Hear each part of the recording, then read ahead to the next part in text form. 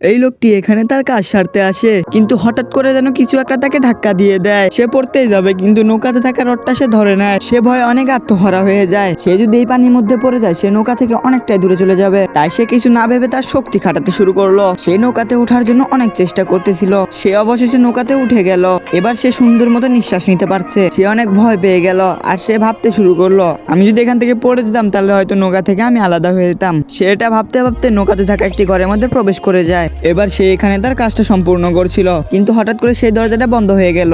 সে দরজাটা টানতে শুরু করলো, কিন্তু কিছুতেই দরজা খুলতে পারছিল না। সে একটুও ভয় পাচ্ছিল না, কারণ সে নৌকাতে একা ছিল, আর এখানে কেউ ছিল না। দরজাটা হয়তো এমনিতেই লক খেয়ে গেছিল। আর সে দরজাটা ঠিক করার জন্য অনেক চেষ্টা করে, কিন্তু কিছুতেই ঠিক করতে পারছিল না। সে একটি বক্স খুলে দেখলো, সেই বক্সের মধ্যে অনেক রক্ত ছিল। সেই রক্ত দেখে সে অনেক ভয় পেয়ে গেল। রক্তগুলো হাত দিয়ে দেখতে শুরু করলো। সে অনেক আপসেট হয়ে গেল। এবার একটু সে ভয় পেতে শুরু করলো। সে এবার জানলাতে দেখতে পেলো একটি বড় জাহাজ, কিন্তু জাহাজটি অন্যদিকে যাচ্ছে। সেই বড় জাহাজটি অন্যদিকে রিটার্ন করেছে বলে সে অনেক আপসেট হয়ে পড়লো, আর সে পাগলামি করতে শুরু করলো। তার মাথায় কোনো কিছু কাজ করছিল না। তারপর কি হলো, সে এখান থেকে বেঁচে ফিরতে পেরেছিল কিনা, এটি দেখতে পার্ট 2 লিখে কমেন্ট বক্সে কমেন্ট করেন, আর আমাদের চ্যানেলটি সাবস্ক্রাইব করতে ভুলবেন না।